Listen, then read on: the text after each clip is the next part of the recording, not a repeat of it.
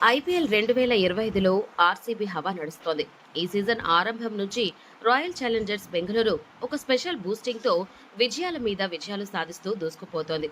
ప్రతి ఏడాది బౌలింగ్లో విఫలమై గెలిచే మ్యాచ్లు కూడా ఓడిపోయిన ఆర్సీబీ ఈసారి డెత్ ఓవర్ స్పెషలిస్టులతో విజయ కేతనం ఎగురవేస్తోంది.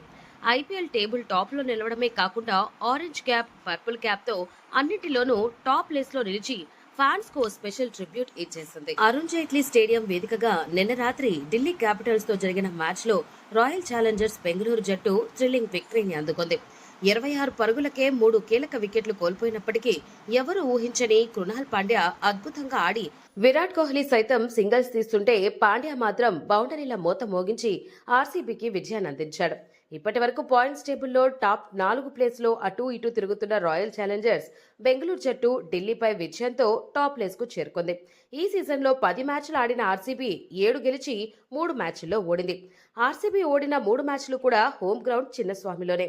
14 పాయింట్లతో టాప్ ప్లేస్లో ఉన్న ఆర్సీబీ ఇంకొక మ్యాచ్ గెలిస్తే ప్లే ఆఫ్ ప్లేస్కి రిజర్వేషన్ చేసుకున్నట్టే. Top batter, top bowler Delhi Capitals తో మ్యాచ్ తర్వాత ఆర్సీబీ పాయింట్ల పట్టికలోనే కాకుండా టాప్ బ్యాటర్, టాప్ బౌలర్ లిస్టులోనూ ఫస్ట్ ప్లేస్ లో ఉంది. బ్యాటింగ్ విభాగంలో సాయి సుదర్శన్, సూర్యకుమార్ యాదవ్ ను దాటుకుని విరాట్ కోహ్లీ టాప్ ప్లేస్ లో నిలవగా, బౌలింగ్ విభాగంలో జోష్ హెజల్వుడ్ మొదటి స్థానం సాధించాడు. Gujarat Titan pace bowler Prasidh కృష్ణను బీట్ చేసి టాప్ ప్లేస్ లోకి వచ్చాడు.